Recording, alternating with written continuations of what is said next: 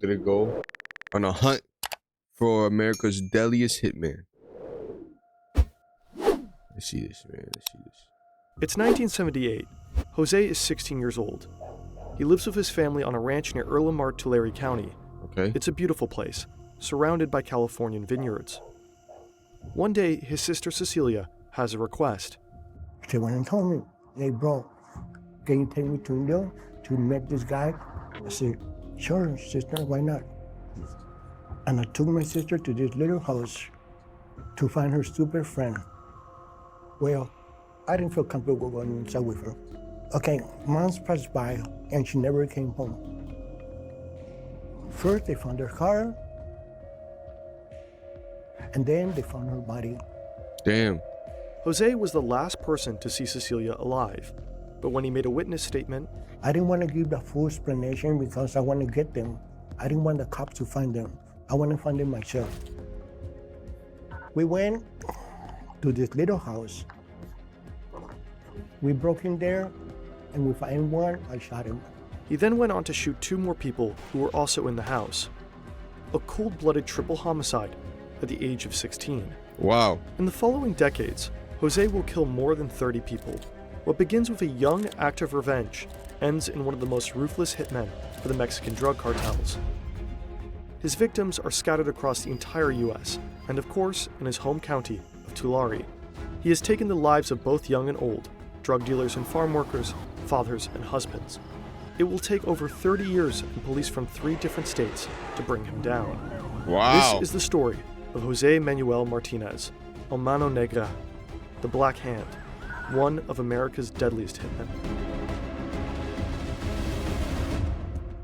El Mano Negro. Now he got We it. love The Black animation Hand. and deep research, but it's expensive. That's why we have sponsors on this channel. Okay. We are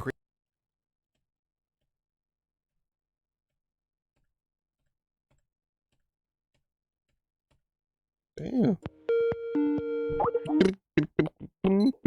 Before I ever met him, I talked to a lot of police officers, homicide detectives, murder detectives who had dealt with him. And they all said the same thing, which is when you meet him, he is the most charming person you will ever meet. This is Jessica Garrison, a journalist and author. In 2017, she met Jose in prison for a BuzzFeed News investigation and her book, The Devil's Harvest. I hate rapists. The perspective of his family was that he was the person in the family who always took care of them. If you were in the hospital, he was the person that would come visit you. If the hospital wouldn't let you in, he was the person that would find a way to hoist children up to the window so they could wave at you. I think he was not a person who anyone who just first met him ever suspected of being a multiple murderer. How does a polite, loving family man turn into a mass murderer? Martinez is born in 1962 in Fresno, California. He's a U.S. citizen, but he grows up in Mexico until the age of 11. He then moves with his family to a ranch near Erlamar. At the time, Tulare is the poorest county in California. His stepfather organizes laborers for the wine industry, and as a side business, deals drugs. At the age of 14, Martinez is sent on his first drug courier trip by bus. Later, he uses his own car. As a bilingual, US-born teenager, Martinez can easily stay under the radar of authorities. In 1977, the police raid his family's ranch. They confiscate $2.5 million worth of heroin and various weapons. Then in 1978, while his stepfather was in custody, Cecilia is murdered. Martinez said that he was a nice man until they killed his sister. Since then, he said fuck the rapers and the child molesters. So he did in 1979. His first victim is David Bedoya. A friend tells Martinez that Bedoya raped his sister. Martinez does the job for $500. His first murder for money. In 1982, he meets a man from a Mexican drug cartel, most likely Sinaloa. He only refers to him as Mr. X. We're going that far. Was involved in the moving of large amounts of narcotics, drugs from Mexico through California and to points beyond. And Mr. X, gave Mr. Martinez numerous jobs killing people. Not every job for Mr. X is directly related to murder. Most of the time, Martinez is tasked with collecting debts from small-time drug dealers. He receives his assignment through phone calls or brief personal meetings. A lot of it is sold on spec. I give you the drugs, you sell the drugs, you give some of the money back to me, right? But if you take the drugs and you don't give the money back to me, we have a problem. Then Jose Martinez would go and collect that money. Martinez does end up in jail several times. For example, in 1990 because of his drug courier activities. But he is never charged with his murders. That's weird, because his name does appear in several homicide cases going back all the way to 1979. I mean, it's fine. If you turn up in one murder case, maybe that's bad luck. 2, maybe a coincidence. 7 or 8, you gotta be like, what's happening here? In hindsight, it's difficult to understand why no one connected the dots back then. It will take many years and several victims before someone picks up Martinez's trail. The evidence wasn't strong enough, I guess.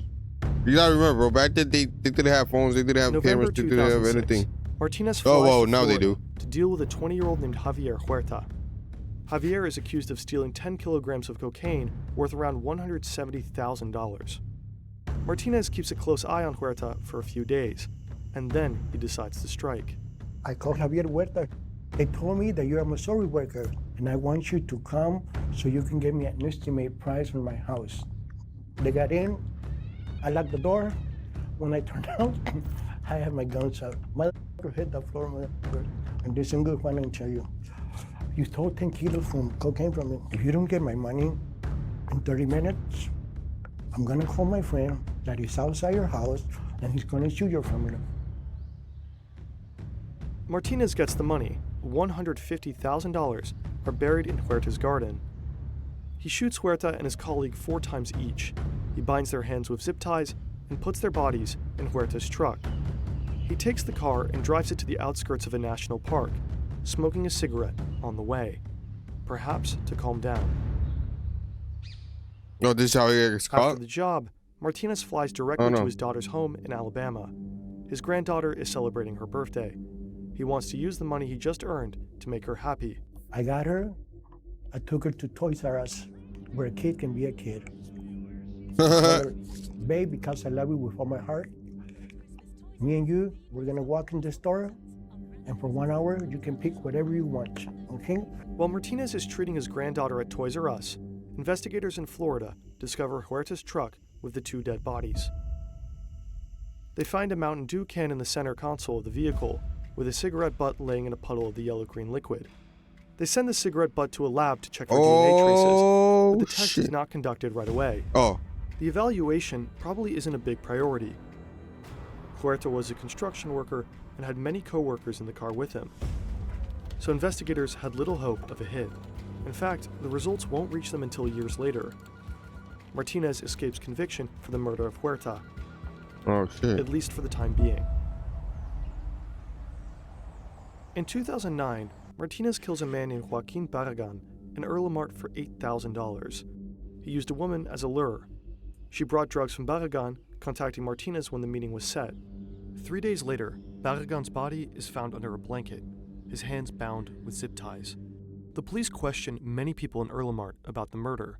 They learn that Barragan knew he was being pursued by a contract killer known as El Mano Negra, the Black Hand.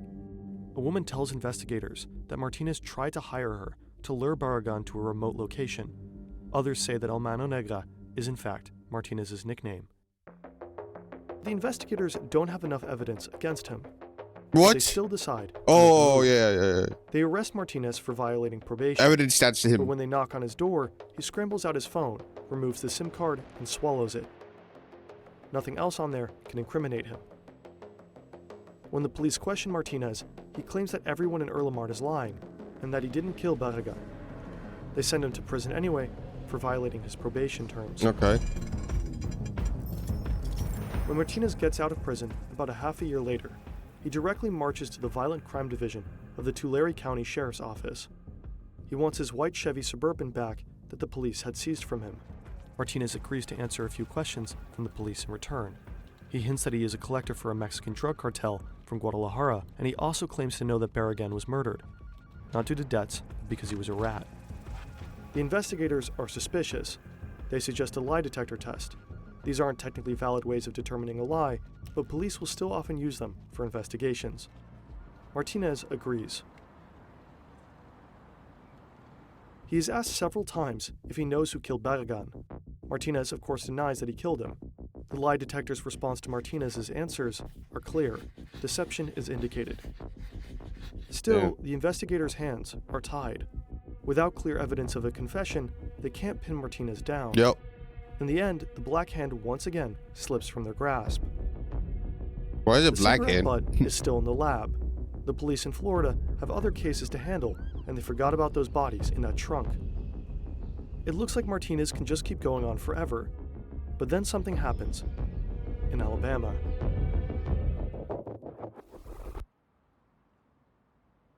Early 2013, 35 years after the murder of Martinez's sister, 33 years after he shot David Badella for $500, Martinez is now 51 years old. He is once again visiting his daughter in Alabama. He spends a lot of time with his grandchildren, picks them up from school, dresses them up as Disney princesses, and has spa days with them. His daughter knows he's a criminal, but she thinks he's just a smuggler who helps to bring people across the border into the US. While at her home, Martinez has an idea. He learns that a friend of his daughter's partner needs help collecting a debt. He'll help him, but in reality he just wants to learn from the friend a little bit about his daughter's partner, Jaime Romero. Is he a good guy? He meets with a friend named Jose Ruiz. Oh. In the car, Martinez asks Ruiz about his daughter's partner. Ruiz says Romero is okay, but he proceeds to call his girlfriend names and a terrible mother. He doesn't realize it's Martinez's daughter. And so, Martinez decides to forgive him, realizing that we're all human on this rotating rock in the void. And naturally, we can all make mistakes. He patiently tells Ruiz, "Hey, I'm her father, and that's not a kind way to speak about my daughter." No. Martinez decides that Jose Ruiz must die. Oh, shit. Right now. People saw them together, so he returns to California for the time being, and Ruiz is allowed a few more weeks on Earth. Oh, damn. On March 4th, 2013, Martinez is back. He goes on a little tour with Romero and Ruiz. They stop to stretch their legs in a remote national park. Martinez pulls out a gun, points it at Ruiz, and says, "The woman you insulted is my daughter, you bastard." Then he shoots him twice in the head. He gets back in the car and tells the shocked Romero to drive and better keep this to himself. The police quickly discover the dead Ruiz and find a Walmart receipt with him. Oh, They damn. review surveillance cameras and identify a companion of Ruiz. It's Romero. He is arrested and suspected of murder. Shortly afterwards, Martinez contacts the police, providing Romero with an alibi and claiming that they were together at the time of the killing. But the police do not believe him, and Romero remains in custody. 1 month later, Martinez is visiting his son in Erlamar. Suddenly, the police start banging on the door. Martinez is convinced that they are there because of him. Romero must have talked. He flees the house, and a sheriff deputy named Crystal Darrington gives chase. In reality, Martinez had nothing to fear. The police officer doesn't know a thing about the murder in Alabama. She had come to visit Martinez's son because she is investigating a series of robberies and hopes for his assistance. She apprehends Martinez and brings him to the station. A colleague whispers to Darrington that the man she brought in is El Mano Negra, supposedly a contract killer responsible for several murders in the area. Oh, shit. I had to kill him, man. They could arrest Jose Martinez and hold him for being a felon in possession of a gun. And instead, he convinced them to let him go. And he offered to get them, get bad guns off the street. We have a lot of guns everywhere. Many of them are legal and many of them are illegal. And so the police were interested in kind of getting illegal guns. And Jose Martinez assisted them with this. They thought it was because he didn't want to get locked up. That may be true, but I think it's also because he kind of wanted to keep tabs on, he knew he'd committed this murder in Alabama. He knew he had all these other murders, and he kind of wanted to keep an eye on The murders. did they suspect him? Oh. As Martinez collaborates with the police in California, an unsolved case in Florida is reopened. It's from 2006. The murder is of Javier Huerta. Investigators finally receive the lab report regarding the cigarette butt in the Mountain Dew they found all those years ago. They get a hit. The DNA belongs to a man who had previously been in prison, Jose Manuel Martinez. A detective named TJ Watts takes on the murder case. At this point, Martinez is still not their primary suspect. But Watts is puzzled by why a Californian cigarette butt would turn up so far away in Florida. He contacts an investigator in California who tells him Martinez's story, that they know him, that he's been helping them collect illegal weapons, and that he's involved in several murder investigations, but that they can't prove anything against him. But then the investigator in California tells Watts a small but crucial detail. Many of the murders involve the use of zip ties. Watts is intrigued. He also has a few unsolved murders on his desk where zip ties were used. He has a strong suspicion that Martinez might be the person he's looking for. He doesn't seem as a useful informant like the colleagues in California do. Watts believes Martinez might just be a killer. He marks him as person of interest. Meanwhile, Jaime Romero is still locked up in an Alabama prison, facing accusations for the murder of his friend, Jose Ruiz. He is terrified of his father-in-law. He witnessed his cold-bloodedness firsthand. But he can't go to prison. He has a daughter and a life at home. Facts. So he calls for the man in charge, Detective McWhorter, and talks. On May 17th, the investigators finally issue an arrest warrant for Martinez on murder charges. Where you at, though? When he returns back to the U.S. from a trip to Mexico, Martinez is arrested in Arizona. He learns that there's a warrant out for him for murder. His only question is where the warrant came from. A long list of bodies. McWhorter is the first to hear about Martinez's arrest at the border. He immediately sets off for Arizona to personally bring him back. On the way back to Alabama, they talk about life, the military, and even share a pizza at the airport. McWhorter is surprised at how little Martinez seems to care about being charged with murder. Upon arriving in Alabama, they are met by Detective Watts. He too had jumped on a plane to interrogate Martinez. Neither detective expects Martinez to confess. Perhaps he would spend time in jail and then make a mistake during a phone call from inside. At best, Martinez might admit to being at the crime scene, but try to blame everything on Romero. Damn. But things take a different turn. Martinez confesses almost immediately to killing Ruiz. He also confesses to the murder case in Florida. He provides detailed descriptions of the crime scenes, the number of bullets used, and says, "If I hadn't done the job, someone else would have." But it doesn't end there. Martinez then asks for Crystal Darrington, the deputy sheriff from Tulare. When she arrives in Alabama, he drops a bombshell. He's a contract killer and has killed numerous people. He goes on to confess to one murder after another. Shot him on the head with a 22. Took my gun and I shot him inside the car on the leg. I even killed her brother. It was a long list. I mean, Crystal Darrington said that she was just like frantically texting her bosses, like, "Oh my God, another one," and then like I think the next day he's like, "Oh my gosh, I have another one." So it was a shocking list of murderers. He confesses to over 35 murders. Figgity. Today, it is thought to be over 40. They went back and reinvestigated all of them. Like, they didn't just take his word for it and tried to make sure it was true. And ultimately, they decided that they believed him. Martinez is brought to trial for most, but not all of his murders. Some cases couldn't be resolved. At the time, he even faces the death penalty, which doesn't seem to worry him. I know I'm going to go to electric chair. I can go if I die tomorrow. In the end, Martinez is sentenced to 50 years in prison in Alabama for the murder of Ruiz, life in prison without the possibility of parole in What's California the point? for 9 murders, and 2 consecutive life sentences in Florida. What's the point, bro? Just say life, bro. Death. Martinez certainly didn't make it easy for the police. He left few traces, often there were no concrete pieces of evidence, and as a hitman, there were usually no direct connections between him and his victims. Especially in the 80s and 90s, police in California had a lot of murders to deal with. They had limited resources. But there is also another reason why Martinez wasn't caught for so long. There are other people who would say, well, he didn't try that hard to get it, in part because the people that he was killing were not people that created these giant outcry. I mean, he was generally killing people without very much power.